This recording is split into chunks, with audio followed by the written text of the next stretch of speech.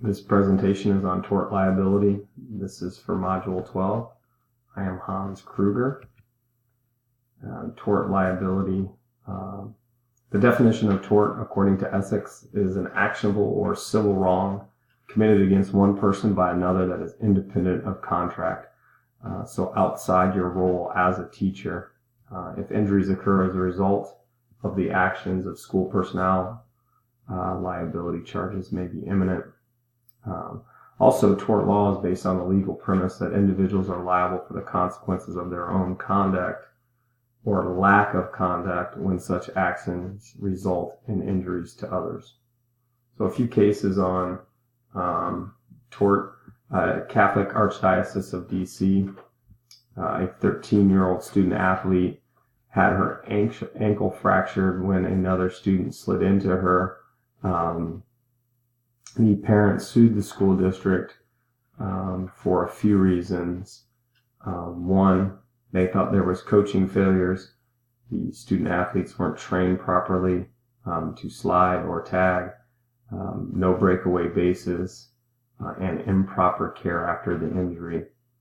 The courts came back on the first two, saying that there's an assumption of risk when you play a sport. If you play softball, football, baseball, you're taking on a risk, and you have an assumption that there might be injury. On the third claim, there was no significant evidence that everyone took the necessary steps to help the student athlete with her injuries. But in the future, being reactive to this, the school and athletic director need to look at their safety protocols. Are safety bases necessary? Also, in other sports, what can they do to help limit injuries? Being proactive, making sure that coaches are trained properly, and making sure that they know how to progress student athletes properly at their level of play. Another tort case was with the Des Moines Community School District. There was a student severely beaten by another student. The school district was sued. This is the claim, that they did not warn others of potential violent behavior of the student and properly supervise the children. The third party would have been the bully, the other student. Even though the third party caused the injury, the school district does have a duty to properly supervise, especially school-age children with a high impulsivity, to be violent, to be aggressive. So reactive in the situation, there needs to be some reflection on the hallway classroom supervision roles. Who's in charge? Does there need to be more policies in the future? Can we hire more security, paras, hallway monitors, etc., to make sure that doesn't happen in the future? Another tort case, Linn-Mar Community School District, has to do with zero tolerance. There was a field trip to Texas. So the students were over 1,000 miles away from home, and one of the students was caught with cigarettes.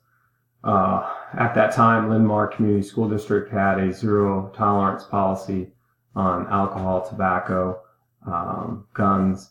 So the student was reprimanded, but then also required to go home. The school district split a bus ticket with the student and sent him home on a bus unsupervised.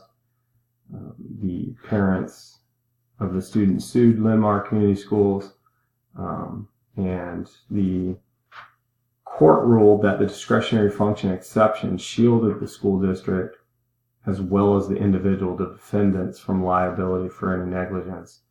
But in the future, I think the Linn-Mar Community School District needs to reevaluate their zero tolerance policy, making sure they have situational variance to some of these things to make sure that a kid would not be unsupervised on his way home.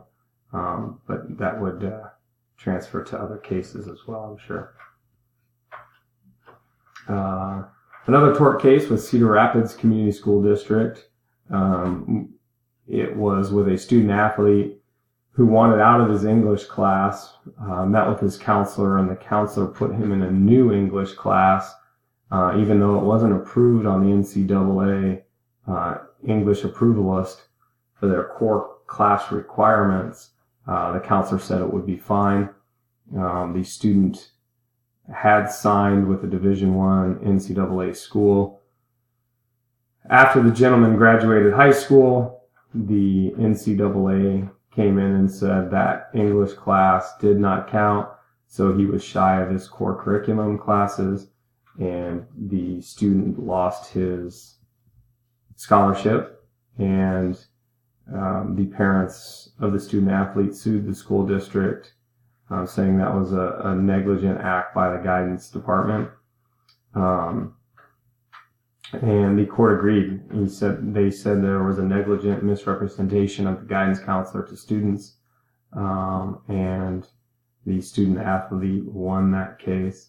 A reactive measure that needs to be taken by the school district is counselor training. One thing our school district put into place that we have one contact counselor for student athletes, especially student athletes that think they are going to college, to make sure all their core classes are met. And then that counselor is very highly trained in NCAA rules and the core curriculum that is required for scholarships. Another tort case was with Millard School District. The student was hurt in class playing a game. The parents of the student sued the school district, saying that this was the first time the students had played this game. They weren't properly trained how to play this game. Not only that, right when the game started, the teacher turned her back and was writing on the board, not properly supervising the students.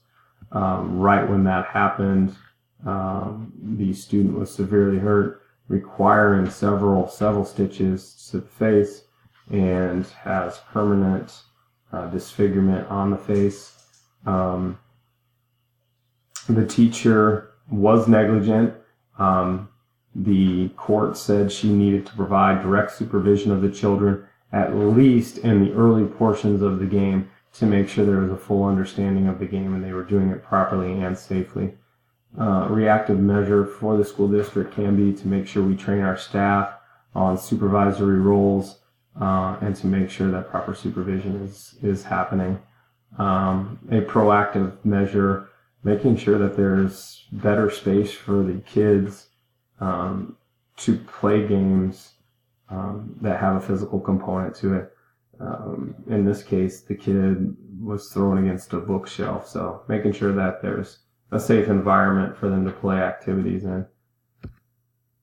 How professional ethics play into this: administrators must provide adequate training and support to staff on liability and professional standards, making sure there's a complete understanding of their role within the school district, providing a safe and sound environment for the kids. These trainings must encompass a varied situations so that they're fully aware of what their roles are. Training must also be provided on professional duty of care for all